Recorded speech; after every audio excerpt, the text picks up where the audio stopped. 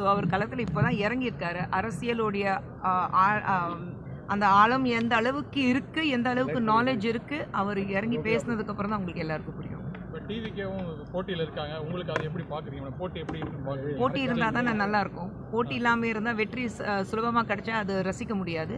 போராடி ஜெயிச்சா தான் அது ஒரு வெற்றிக்கு ஒரு நல்ல நம்ம ஒரு கொண்டாட முடியும். இப்போ இங்கே பிடிஆர் பழனிவேல் தியாகராஜன் அவர் போட்டியிடுறாரு. அவர் வந்து ஒரு அரசியல் பாரம்பரியம் கொண்டவர். அவரை எதிர்த்து களம் கண்டுறது எவ்வளோ டஃப்பாக இருக்கும்னு பார்க்குறீங்க தேர்தல்?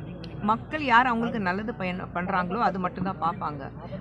அந்த காலம் போயிடுச்சு. நீங்கள் வந்து வெறும் குடும்ப அரசியல் மட்டும் பார்த்துட்டு, ஒரு பாரம்பரிய அரசியல் இருக்குது அது மட்டும் பார்த்துட்டு மக்கள் வாக்களிக்கிறது இல்லை.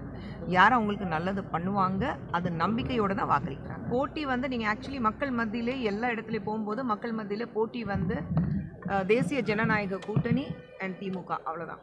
விஜயோட ஃபேக்டர் எப்படி வந்திருக்காரு? தம்பிக்கு வாழ்த்துக்கள் சொல்லியிருக்கேன். களம் இப்போ தான் இறங்கியிருக்காரு. மே 4ஆம் தேதிக்கு அப்புறம் பேசினா பெட்டரா. அவரோட ஒரு அரசியல் தலைவர் அவரோட செயல்பாடுகள் எப்படி பார்க்குறீங்க? இன்னமும் அவரோட வரக்கூடிய தொண்டர்களை ஒழுங்குபடுத்தலைன்ற ஒரு குற்றச்சாட்டு வைக்கிறாங்க இல்லையா? அவருடைய ஸ்போக்ஸ் பர்சன் நான் கிடையாதுங்க. அவர் சார்பாக என்னால் பேச முடியாது. என் தம்பி தான். ஸோ அதை நான் ஏற்கனவே சொன்ன மாதிரி என் கணவர் வந்து ப்ரெஸ் மீட் பண்ணும்போது விஜய் சார் பற்றி அவங்க கேட்கும்போது ஒரே விஷயம் சொன்னார், அவர் விமர்சிக்க மாட்டார். நானும் வந்து என் தம்பி விமர்சிக்க மாட்டேன். மத்திய தொகுதியில் உங்களோட பிரச்சாரத்தை எதிர்பார்க்கலாம் மேடம்? கண்டிப்பாக கண்டிப்பாக. நான் இன்னைக்கு அவர் வந்து மனு தாக்கல் பண்ணியிருக்காரு.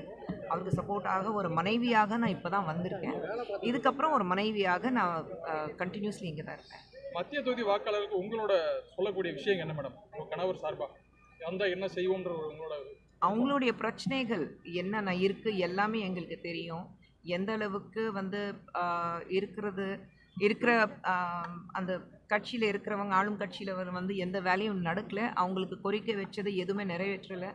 அது எல்லாமே பார்த்துட்டு சுந்தர் சார் இறங்கினாருன்னா எல்லாமே செஞ்சு கொடுப்பாரு. அது மட்டும்தான்.